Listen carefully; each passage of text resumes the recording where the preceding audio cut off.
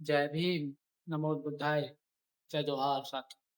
क्या आपने कभी सोचा है भारतीय संविधान की शुरुआत हम भारत के लोग से ही क्यों होती है? पर यह भारतीय संविधान की प्रस्तावना है, इसका मतलब है किसी पुस्तक का परिचय। जैसे किसी किताब की भूमिका हमें बताती है कि उसमें क्या है, वैसे ही संविधान की प्रस्तावना बताती है कि हमारा देश किन आदर्शों पर चलेगा। इसमें भारत के उद्देश्य और नागरिकों के लिए किए गए संकल्प लिखे गए हैं, इसलिए इसे संविधान की आत्मा भी कहा जाता है।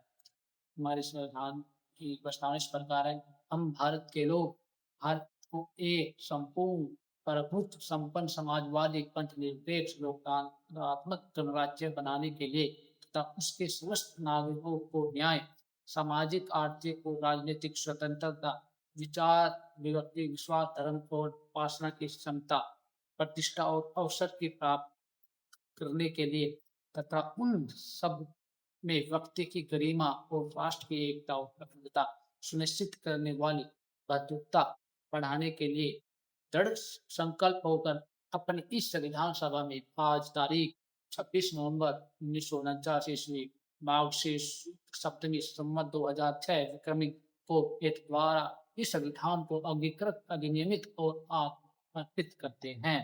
अब पंक्ति दर पंक्ति के अर्थ को समझते हैं। हम भारत के लोग का अर्थ है, क्या संविधान राजा सरकार ने बनाया है? नहीं। हम भारत के लोगों का अर्थ है कि भारत की जनता ही इस संविधान की असली शक्ति है। संविधान जनता की इच्छा से बना है, वो सरकार भी जनता के प्रति जवाबदेह है, यानी इस देश की सबसे बड़ी ताकत जनता है।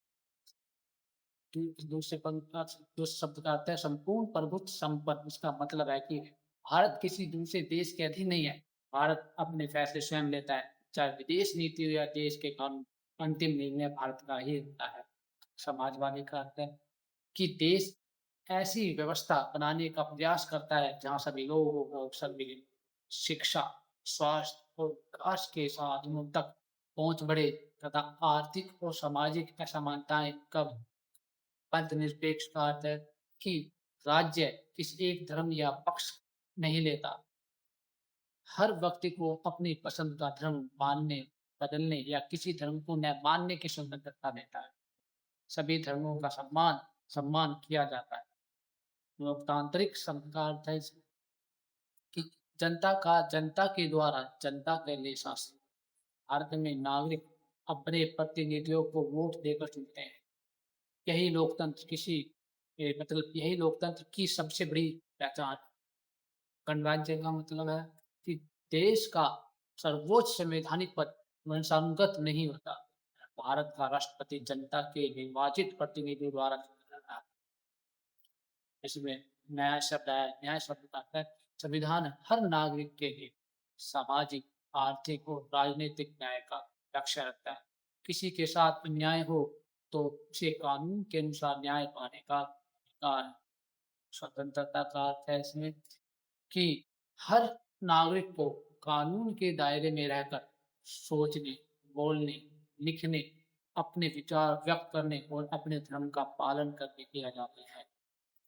समानता का अर्थ है कि संविधान कहता है कि कानून की नजर में सभी नागरिक समान हैं।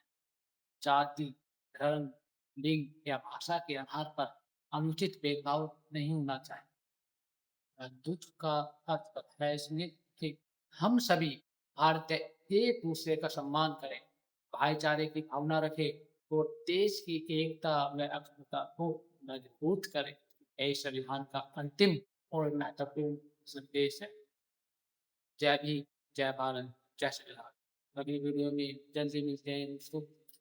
अगर आप मेरे द्वारा दी गई जानकारी आपको पसंद आई है, इस वीडियो को लाइक, सब्सक्राइब, शेयर जरूर करें। जय